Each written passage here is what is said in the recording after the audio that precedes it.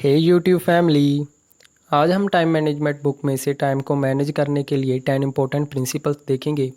क्या रीज़न है कि आज के टेक्नोलॉजी वर्ल्ड में भी हम टाइम का वर्स्ट तरीके से यूज़ कर रहे हैं और हम इन टाइम मैनेजमेंट टिप्स को अपनी लाइफ में कैसे अप्लाई कर सकते हैं। So let's start. हमसे पहले जो भी लोग हुए हैं उनके पास कभी भी इतनी फैसिलिटीज़ नहीं थी जो कि हमारे पास है, लेकिन फिर भी उन्होंने टाइम की कमी की कभी भी शिकायत नहीं की। लेकिन हम हमेशा कहते हैं कि हमारे पास इनफ टाइम नहीं है। इसके पीछे क्या रीज़न है?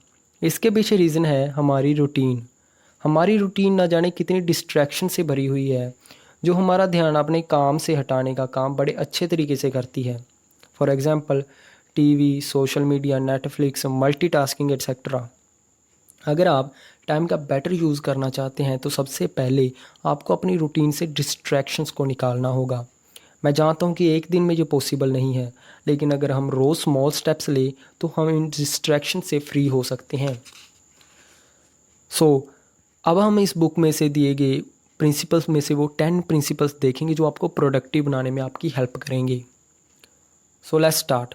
First principle, maintain log book. Log book क्या होता है? लॉग बुक एक ऐसी बुक होती है जिसमें आप टाइम के अकॉर्डिंग अपने टास्क को डिवाइड करते हैं। फॉर एग्जांपल, मैं 6 बजे उठूँगा, 6:30 बजे तक मैं एक्सरसाइज करूँगा, 6:30 से 7 बजे तक मैं मेडिटेशन करूँगा, 7 से 7:30 बजे तक मैं नाश्ता करूँगा, एट्सेट्रा। जब आप लॉग बुक मेंटेन करने लग जाएंगे तो आपको रियलाइज़ होगा कि आप पहले दिन का कितना टाइम वेस्ट करते थे। Second principle, specify your financial goal. अगर आप कोई भी चीज़ पाना चाहते हैं तो सबसे पहले उसकी शुरुआत गोल रखने से होती है। सक्सेसफुल लोगों का मानना है कि जब आप अपने गोल को लेकर स्पेसिफिक होते हैं तो आपके अपने गोल तक पहुंचने के चांसेस और बढ़ जाते हैं और आप प्रोडक्टिव काम करने में लग जाते हैं। इसलिए आपके लिए ये ज़रूरी है कि आप अपने गोल को स्पेसिफिक रखें और उस गोल तक पहुंचने की टाइम लिमिटेशन ज़रूर रखें। Third principle, prioritise your work. ये प्रिंसिपल कहता है कि आपको अपने काम को प्रायोरिटाइज करना आना चाहिए। इस बुक में ऑथर ने हमें अपने काम को 3 कैटेगरीज में डिवाइड करने की सलाह दी है। आप इन्हें ए, बी और सी कैटेगरीज कह सकते हैं। ए कैटेगरी, इस कैटेगरी में आप अपने डे का मोस्ट इम्पोर्टेंट टास्क डालते हैं। ये एक से ज़्यादा भी हो सकते हैं, इसका उसी दिन में होना बहुत ज़रूरी है। बी कैटेगरी, इस कैटेगरी में आप अपने डे का इम्पोर्टेंट टास्क डालते हैं। सी कैटेगरी, इसमें डे के नॉर्मल टास्क आते हैं। फॉर एग्ज़ाम्पल, अगर आप एक स्टूडेंट हैं तो आपके पास ये काम हो सकते हैं। नंबर 1, फिज़िक्स पढ़ना। नंबर 2, मैथ्स पढ़ना। नंबर 3, मार्केट जाना। नंबर 4, दोस्त के साथ घूमना। स्टूडेंट होने की वजह से आपकी प्रायोरिटी पढ़ाई ही है, लेकिन फ़िज़िक्स और मैथ पढ़ने को आप A1 और A2 लिख सकते हैं। इसलिए मार्केट जाना सेकेंडरी भी हो सकता है और ज़रूरी भी, इसलिए आप इसे बी कैटेगरी में रखते हैं। अब रह गया दोस्त के साथ घूमना, तो आप इसे सी कैटेगरी में ही रखेंगे। So principal number 4, wisely use of travelling time. Author के अकॉर्डिंग जो पर्सन और सेल्समैन का most of the time travelling में ही जाता है, अगर ये अपने ट्रैवलिंग टाइम का बेटर यूज़ करना सीख लें तो ये उनके लिए एक बहुत बड़ी एडवांटेज हो सकती है। सक्सेसफुल लोगों ने हमेशा अपने ट्रैवलिंग टाइम का दूसरों से बेटर यूज़ किया है। For example, Mahatma Gandhi travelling time को सोने के लिए यूज़ करते थे ताकि जब वो उठे तो वे बिल्कुल फ्रेश हों। नेपोलियन बोनापार्ट ट्रैवलिंग टाइम में अपने लेटर्स लिखते थे। एडिसन ट्रैवलिंग टाइम में अपनी इन्वेंशंस पर फोकस करते थे। इसलिए अगर आप अपने ट्रैवलिंग टाइम का यूज़ करने के लिए स्मॉल टास्क लिस्ट रखेंगे जिसमें वो छोटे छोटे काम लिखे होंगे जो आप अपने ट्रैवलिंग के टाइम में कर सकते हैं, तो आप बहुत सारा टाइम वेस्ट होने से बचा सकते हैं। Principle number 5, outsource unimportant task. ये प्रिंसिपल कहता है कि जो काम आपको लगता है कि आपका टाइम वेस्ट करेगा और आपके पास ज़्यादा इम्पोर्टेंट टास्क है उसके अलावा करने के लिए, तो आप उसे किसी और को सौंप सकते हैं।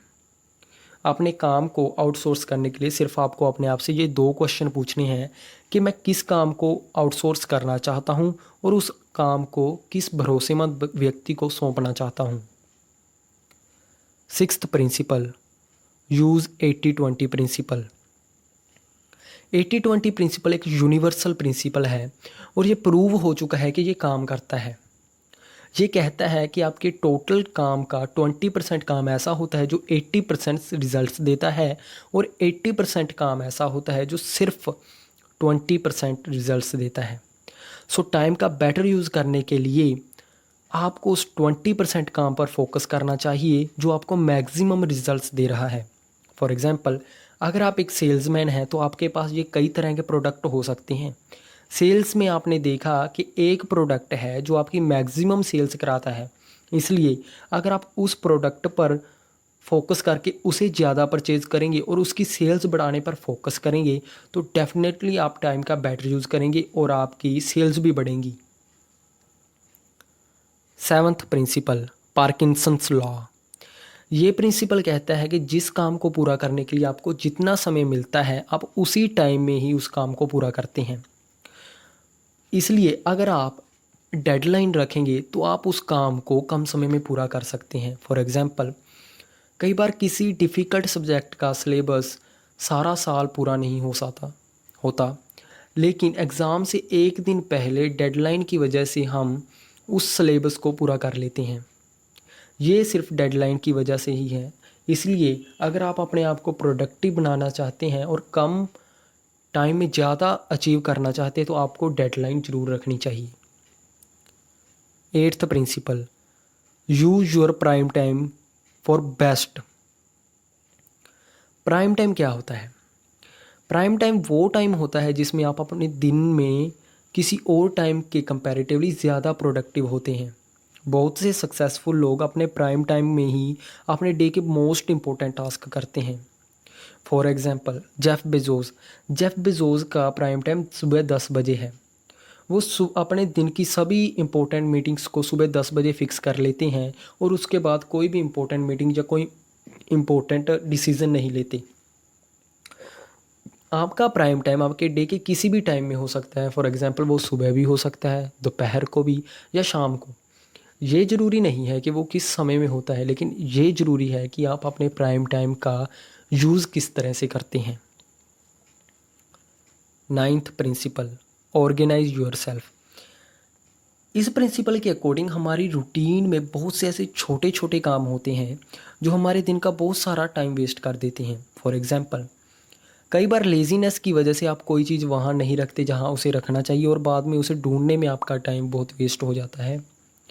कई बार आप किसी को फ़ोन तो लगा लेते हैं लेकिन आपको पता नहीं होता कि उससे बात क्या करनी है और उससे आप फ़ोन भी कर लेते हैं लेकिन आपका पर्पस भी पूरा नहीं होता। इसलिए अगर आप एक स्मॉल टास्क को ऑर्गेनाइज करना सीख गए तो आप बहुत सारा टाइम वेस्ट होने से बचा पाएंगे।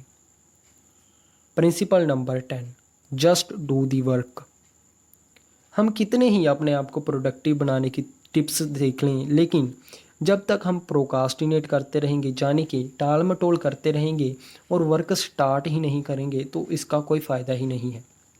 सो मोस्ट इम्पोर्टेंट है कि just start doing work, just one step at a time, and आपको पता भी नहीं चलेगा कब आपको काम करने की आदत पड़ गई और लेज़ीनेस दूर हो गई। सो आज की वीडियो में इतना ही। अगर आपको ये वीडियो अच्छी लगी हो तो इसे लाइक एंड शेयर ज़रूर करें और सब्सक्राइब करके इस बेल आइकन को ज़रूर दबाएं, इससे मुझे अप्रिशिएशन मिलता है। सो मिलते हैं next amazing book summary video में। So till then take care, bye bye.